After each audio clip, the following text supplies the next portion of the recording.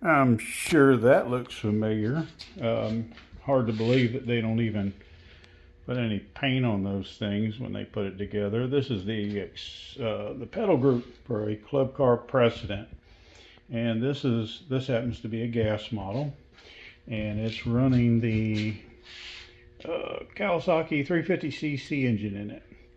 And what happened was the customer, it died on the customer, and he put a solenoid on. That didn't fix it, and we brought it in and checked it out.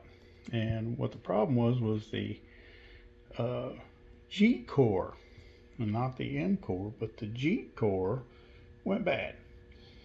And what we're trying to do, because we've been waiting well over a month for this, you can't get the switch. You got to buy the whole accelerator pedal. I don't know about any of y'all, but you ever try to get them screws, them stainless screws out of corroded aluminum? It's terrible. You end up making a mess out of it. Some of them we've actually had to drill through and put a nut and a bolt on it, which, it's kind of rigged, but it works. No paint on these steel parts in there. They're hidden under the floor so no one ever see them. But I'm trying to come up with a way to get around this, having to buy this whole pedal group for our customers. And I've done this many moons ago. I'm gonna say 7, 8 years ago. We had an issue trying to get parts, of course, and I figured out a way to put a microswitch on the little cam lobe there, the magnet actually, that runs the gcor, tells the gcor what to do. And this is what we have so far. This is probably a much nicer system today than what we had before. And what we have is a normally closed microswitch. So it'd be like the foot micro for the next to the ITS and an E-Z-GO TXT. And as you rotate the pedal, you can hear the switch click, and you can go whoop, full throttle, and it will not close again. So we're trying to get this bracket just right, and the microswitch, that hole right there will be slotted, so you can adjust this in and out onto your, we're going to call it a cam. This one here is just a pivot, so you can bring it in closer, move it back. I know you can take needle nose and bend that little tab right there, but these are a little delicate. So what I got to do now, I know which ones fire up the solenoid, but with the gcor unplugged, we also don't have fire to the coil. So I've got 3 more wires on there. I know one of them's a ground, and looking at the schematic, it's kind of confusing because they all look like they run into each other. But we'll figure out which ones operate the coil. We temporarily just have it unplugged under the front of the engine, and so far, this is working. So we're going to try and get this put together, all figured out in a kit form that's going to be a whole lot less money than $300 for this piece of junk pedal right here. You don't get the whole thing for $300. You don't get all this. That's more like $600 or $700. You get this piece of plastic with a spring and a pedal. Okay, so we're gonna attempt to finish this up tomorrow. It's getting late, and we'll let y'all know how it worked out. We'll try and patch the videos together so they're not split up. It makes it hard to find them on the YouTube. All right, so that's what we have so far, and it'll work.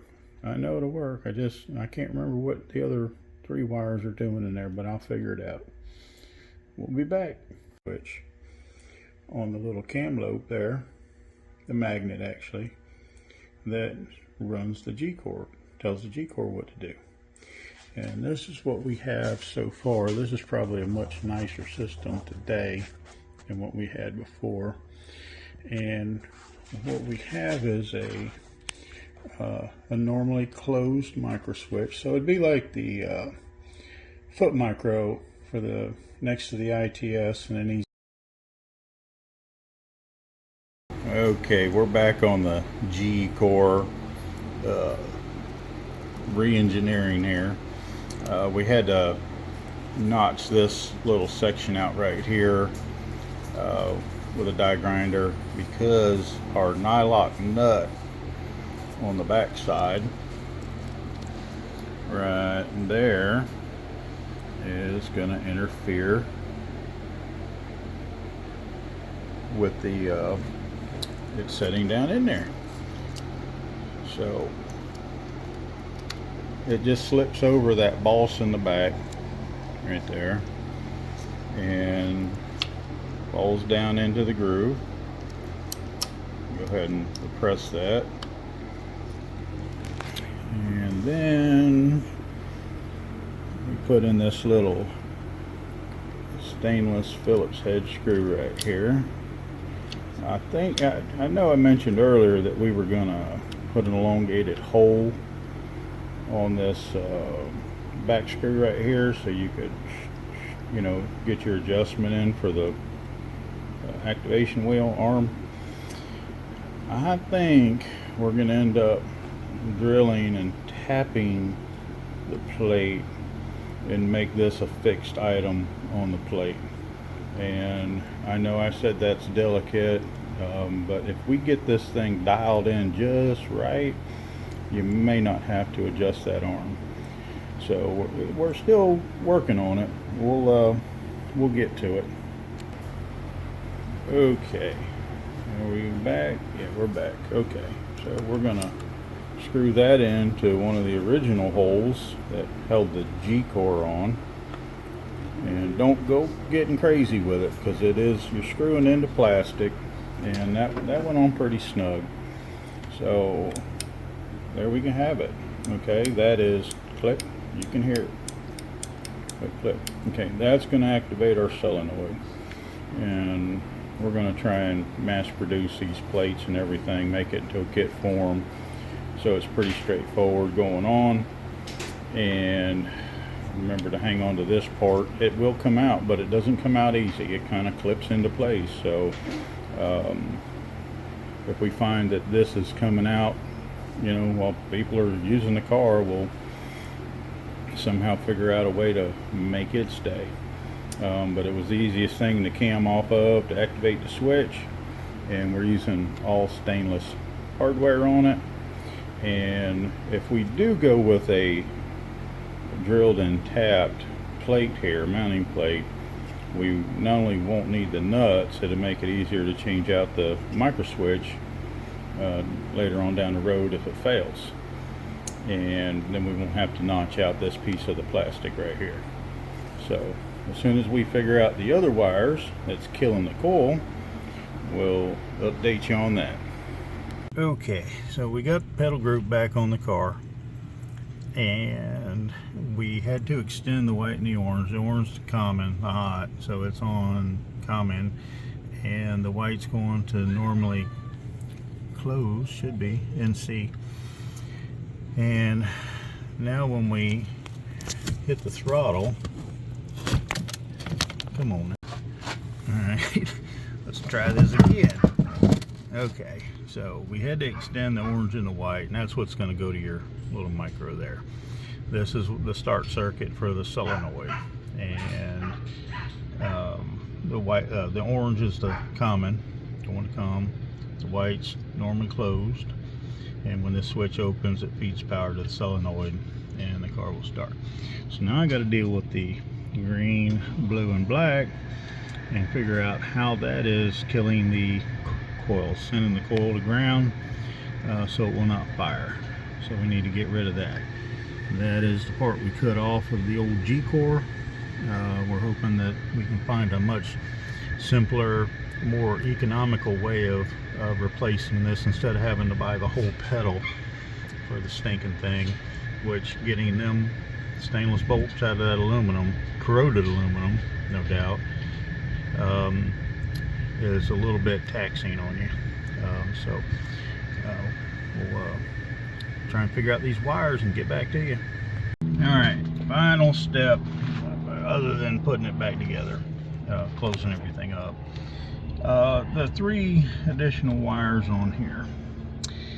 Okay, I know that the black's ground, and if you touch the blue to the black, it blows a fuse. If you touch the green to the black, it does nothing. If you touch the blue to the green, it does nothing.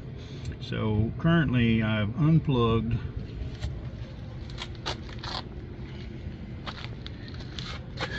this white wire with the black tracer, goes down. It's got a butt connector down there that goes to the coil, and somehow they're killing that coil. I have not figured it out, and at this point I don't think I'm gonna. So if anyone has any input on that with the 3 wires, if it's a pedal group, I'd appreciate it. But what we did, you know, a lot of folks will put the tie wrap on the governor spring back there to get a little more speed out of the car, or they'll pull all the adjustment up out of the cable, and it opens that throttle a little bit, and upon restart it causes a backfire, because what happens normally is it kills the coil, and if that butterfly and the venturi's open, it will continue to suck fuel in, and upon restart that unspent fuel blows up and gets you backfire. So the way we're situated right now is, if we leave it the way it is until that engine discontinues turning, it's still firing. So in order to make the engine completely stop, because we don't want that dieseling effect when you let off the pedal, it's still trying to chug and run, is we completely closed the butterfly in the carburetor, starved it for air. So it's just going to basically not run out of gas, it's going to run out of air, and it cannot fire without air. So if we find something differently down the road, we'll definitely repost and update you on that. But that little screw right where we at, right in there, right underneath that, gosh darn, ain't no room. Well, there's the idle stop screw. You can actually see it from up here. There it is. Okay, just back that off till your butterfly comes completely off the screw, or the screw comes off the butterfly, or the linkage, and this thing will run out of air and it will shut off. So that's how we're going to approach it right now. And if, like I said, if we find differently how to release, and I will find out how to release that damn ground that they've got going to the coil. And you know, if we need to piggyback micro switches in here or what have you, we'll do it. Not a big deal. Okay, so that's it for now, folks. Thank you for watching. And while we got this part, we're going to go ahead and lubricate all this down here. And another very important thing, very, very important. On the gas cars, this little tab right here has a little button on it, and this pops onto it. It does not pop off that way, it comes off forward. And be very careful with it, be very gentle, because that is a plastic part, and if you bust that off, you end up with nothing to hook your cable back to. So we're going to get with engineering to make a replacement button out of aluminum or brass or something to, you know, repair that. And well, they don't give you a lot of room in there, but I'm sure we can figure out something. Instead of having to replace a $300 or more pedal, we'll have a little so many dollar part that you can take and put in there and get back going again. All right, thanks again.